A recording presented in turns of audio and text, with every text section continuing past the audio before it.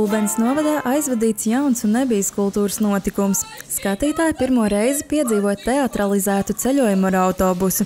Tā laikā apmeklētāji devās maršrutā ar vairākām pieturvietām dažādos novada pagastos, kur tika izspēlēts teatrāls ainas par līgavaņu centieniem atrast savu īsto līgavu. Sākas ar to, kad māte grib beidzot izprecināt savu dēlu, un katrā pagastā tā viena līgava par viņu cīnīsies. Un kas ir pats unikālākais, ka mēs pat līdz pašām beigām nezinām izrādes noslēgumu, kura tad līgava uzvarēs, jo to noteiks skatītāji.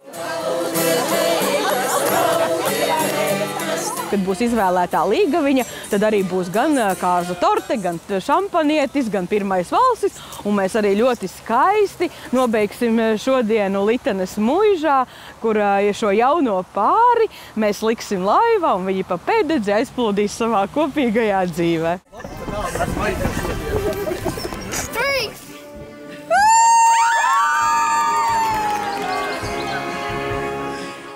Līdztekus pieturvietu izrādēm neliela teatralizēta aina norisinājās arī pašā autobusā. Kopā ar skatītājiem tajā devās ceļā gan konduktors un gide, gan arī pats līgavains ar savu māti.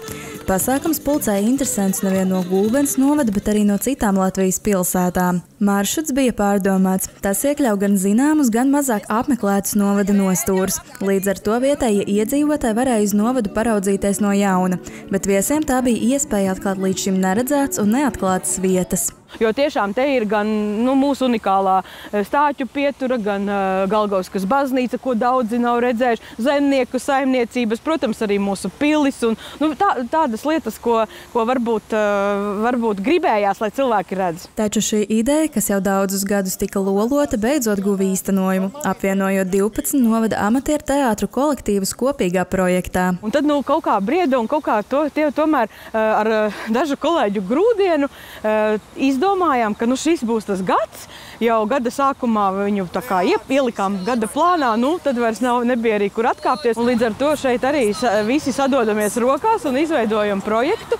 Un tiešām arī amatieru teātriem šis būs tāds kā gada darbs. Bet pasākuma idejas pamatā bija mērķis saliedēt novada amatieru teātrus un jaunā interaktīvā formā izcelt Gulbenes novada dažādu vietu šarmu, kultūru un cilvēkus.